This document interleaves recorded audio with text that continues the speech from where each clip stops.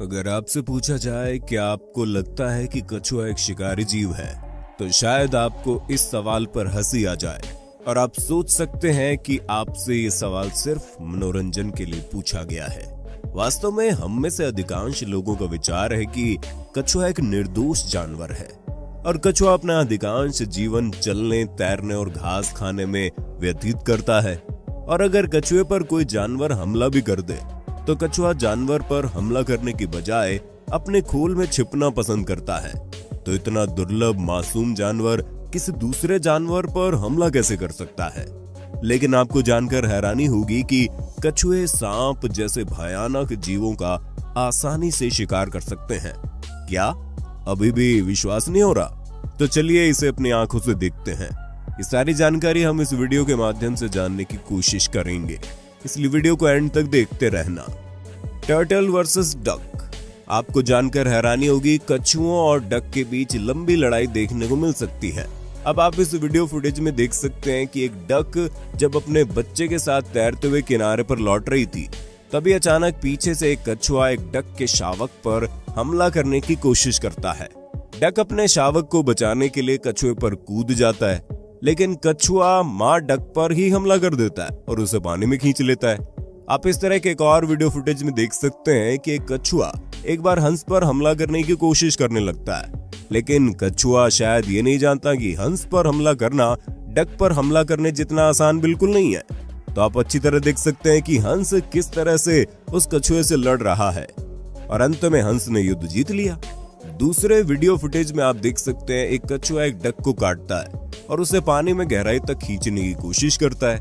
दरअसल यहाँ कछुआ अच्छी तरह से जानता है कि डक कभी भी पानी में ज्यादा देर तक नहीं रह सकती और सांस न लेने की वजह से डक मर जाएगी, और इसी वजह से कछुआ बस उसे और गहरे पानी में घसीटने की कोशिश करता रहता है।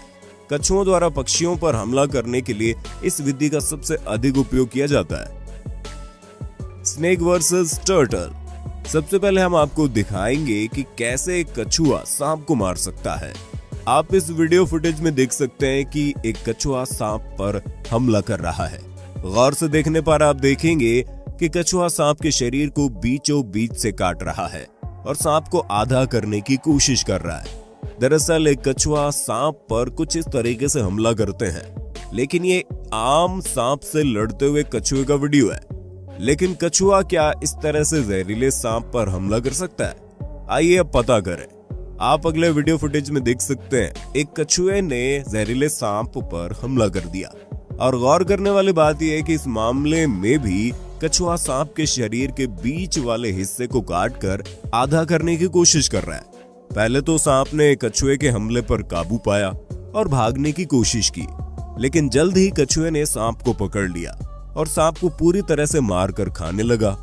अगले वीडियो में आप देख सकते हैं एक व्यक्ति जानबूझकर कछुए के मुंह के सामने सांप लाने की कोशिश करता है। पहले तो कछुए को सांप पर हमला करने में कोई दिलचस्पी नहीं थी, लेकिन जल्दी आप देखते हैं कछुए ने सांप के सिर पर जोर से काट लिया, और फिर मुझे आशा है कि आप समझ गए होंगे परिणाम क्या होगा। अब आप क्या मानते हैं कि कछुआ वास्तव में एक आक्रामक जानवर है? नीचे कमेंट में बताना।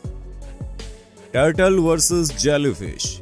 जेलीफिश एक ऐसा जानवर है कि समंदर के बड़े बड़े जानवर भी इसके ऊपर हमला करने की हिम्मत नहीं करते, क्योंकि जैसे ही कोई जानवर जेलीफिश पर हमला करता है, जेलीफिश अपने विषैली कोशिकाओं से जानवर पर हमला करना शुरू कर देती है।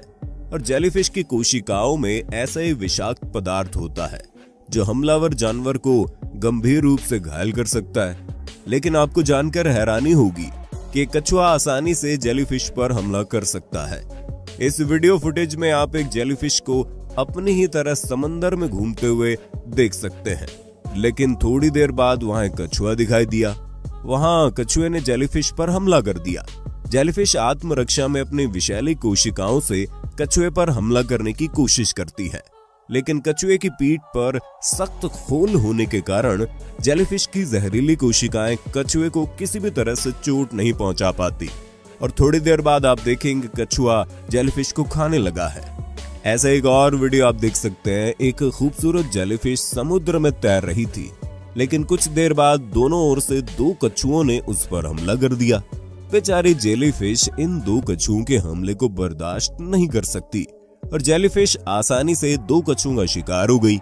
दरअसल समय और परिस्थिति के अनुसार कोई भी जानवर समुद्र तल पर किसी भी जानवर पर हमला करके शिकार कर सकता है। Turtle versus potato bug. आपने पिछले वीडियो फुटेज में देखा था एक कछुआ कैसे सांप को मार सकता है। आपको ये जानकर आश्चर्य हो सकता है कि न केवल सांप बल्कि कछुए के शिकार की सूची में एक अद्भुत जानवर है जिसका नियमित रूप से कछुए शिकार करते हैं और इस लिस्ट में सबसे ऊपर जानवर का नाम है पोटैटो बग। वास्तव में कछुए नियमित रूप से इन कीड़ों का शिकार करते हैं और ये कीट कछुओं के पसंदीदा भोजन में से एक है।